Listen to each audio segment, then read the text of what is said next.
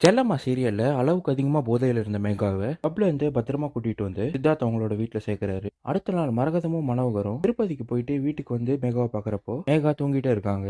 மேகா என்னாச்சு உனக்கு 12 மணி வரைக்கும் தூங்கிட்டே இருக்க? வீட்டை பெருக்கல, பாத்திரம் கழுவல, 2 நாள் முன்னாடி நாங்க எப்படி போனோமோ அதே மாதிரி தான் வீடு இருக்கு அப்படின்னு பேசிக்கிட்டே மேகா குடிச்சதை கண்டுபிடிச்சிடுறாங்க. மேகா என்னடி பழக்கம் உனக்கு? வீட்டுல காசு இல்லாம நம்மளே ரொம்ப கஷ்டப்படுறோம், அதுக்கு என்ன பண்ண போறோம் கூட தெரியல, குடிக்கிறதுக்கு மட்டும் உனக்கு எங்க இருந்து பணம் கிடைச்சது? அங்க இல்லைன்னு தெரிஞ்சதுமே போய் குடிச்சிட்டு வந்திருக்கியேன்னு சொல்ல மேகாவும் இல்ல பாட்டி, ஃப்ரெண்டு ஒரு பார்ட்டி வச்சா இதுக்குதான் நான் போனேங்கிறாங்க. இதே மாதிரி பண்ணனா உன் வாழ்க்கை எங்க போக போகுதுன்னு தெரியல மேகா, ஒரு பொண்ணு வேற இருக்கா, இனிமேந்தாச்சும் இந்த மாதிரி பண்ணாதுன்னு மரகத அட்வைஸ் பண்றாங்க.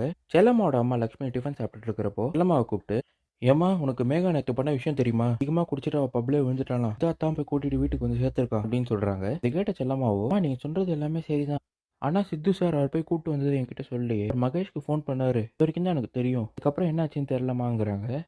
அந்த நேரம் பார்த்து சித்தார்த்தும் டிஃபன் சாப்பிட வரப்போ இல்லம்மா அவர்கிட்ட, ஏன் சார் மேகாவை கூட்டிட்டு வந்த விஷயத்த ஏன் சார் என்கிட்ட சொல்ல, இடத்துக்குலாம் நீங்க தனியா போயிருக்கீங்களே, என்ன இருந்தாலும் என்கிட்ட ஒரு வார்த்தை சொல்லியிருந்தீங்களா நானும் உங்க கூட வந்திருப்பேன்னு சொல்ல, ஐயோ செல்லம்மா, அந்த மாதிரி இடத்துக்குலாம் உங்களுக்கு கூட்டு போக முடியாது, மேகாவே ஏதோ பைத்தியக்காரத்தனமா பார்ட்டி கிட்டின்னு போயிட்டு இந்த மாதிரி பண்ணிக்கிட்டா, நானும் மகேஷ்க்கு எவ்வளவு நேரம் ட்ரை பண்ணி பார்த்தேன், சுவிச் ஆஃப்ங்கிறதுனால தான் அப்பயே அவளை கூட்டிட்டு வந்தேன்னு சொல்றாரு. செல்லம்மா கோச்சுக்கிட்டு அங்க வந்து போனோடனே சித்தார்த் லக்ஷ்மி கிட்ட, பாத்தீங்களா செல்லம்மாக்கு இப்பவே என் மேல பொசசிவ்னஸ் ஆரம்பிச்சிருச்சு, நான் மத்த பொண்ணும் கூட பேசுறத உங்களுக்கு பிடிக்கல பாருங்கன்னு உங்களுக்கு கிண்டல் பண்றாரு. பைக்ல வந்து அந்த மாணிக்கத்தை ஹெல்மெட் போடல, கையில லைசென்ஸ் இல்லங்கிற காரணத்தினால டிராஃபிக் போலீஸ் அவரை நிப்பாட்டி வச்சிடுறாங்க. சார், உங்ககிட்ட ஹெல்மெட்டும் இல்ல, லைசென்ஸும் இல்ல, எல்லாத்தையும் வீட்டுல வச்சுட்டு நீங்க எதுக்கு தனியா வரீங்க, 1000 ரூபாய் ஃபைன் கட்டுங்கன்னு சொல்ல, மாணிக்கமும், சார் என்கிட்ட அவ்வளவு பணம்லாம் கிடையாது, தடவை தெரியாம பண்ணிட்டு என்ன விட்டுருங்க சார்னு கெஞ்சுறாரு. டிராஃபிக் போலீஸும் அப்படிலாம் விட முடியாது, ஃபைனை கட்டி தான் ஆகணும்னு சொல்ல, மாணிக்கமும் யோசிச்சு, ஏன் பேசாம மகேந்திரன் பேரை யூஸ் பண்ணக்கூடாது, மகேந்திரன் பெரிய ஆள் தானே, ஒரு பேரை சொன்னா கண்டிப்பா நம்மள விட்டுருவாங்கன்னு டிராஃபிக் போலீஸ் கிட்ட, நான் மகேந்திரன் சாரோட மருமகன் தான் அப்படிங்கிறாரு. உடனே டிராஃபிக் போலீஸும், சார் மகேந்திரன் சார் இப்ப கூட அவங்க பொண்ணு செல்லமா தானே கம்பெனி எடுத்து நடத்துறாங்க, அவங்களோட மருமகனா சார் நீங்க,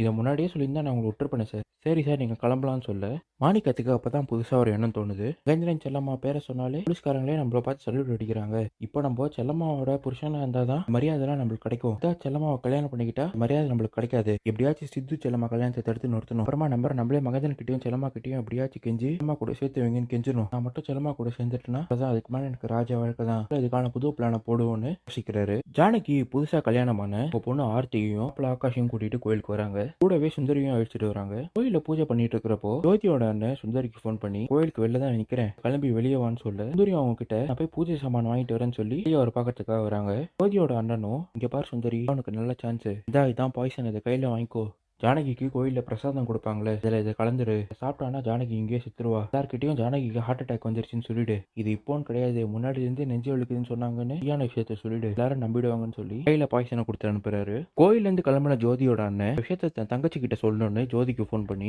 ஜானகி கதையை முடிக்கிறதுக்கான வேலையை நான் பார்த்துட்டேன், சாப்பிட்ற பிரசாதத்துல பாய்சனை கலந்து கொடுத்தேன்னு இப்பதான் சுந்தரி கிட்ட சொன்னேன்னு சொல்றாங்க. ஜோதியும் இந்த விஷயத்த சூப்பர் மார்க்கெட்ல நின்று பேசிட்டு இருக்கிறப்போ அங்க வந்து செல்லம்மாவோட ஃப்ரெண்டு ஜோதி பேசுறதை கேட்டுறாங்க. இவங்க வாசுதேவன் கூட சுத்தி இருந்தாங்களே, ஐயோ கொலை பண்ண போற வேற சொல்லிட்டு இருக்காங்க, இந்த விஷயத்த செல்லம்மா கிட்ட சொல்லணும்னு செல்லம்மாக்கு ஃபோன் பண்ணி, செல்லம்மா அவங்க அத்தையை கொள்ள பிளான் பண்றாங்க, எப்படியாச்சும் கோயிலுக்கு போய் அவங்க காப்பாத்திடுன்னு சொல்றாங்க. செல்லம்மாவும் சித்தார்த்துக்கு ஃபோன் பண்ணி அந்த விஷயத்த சொல்லி கோயிலுக்கு வர சொல்றாங்க. இதுதான் நீ எபிசோட்ல நடந்தது.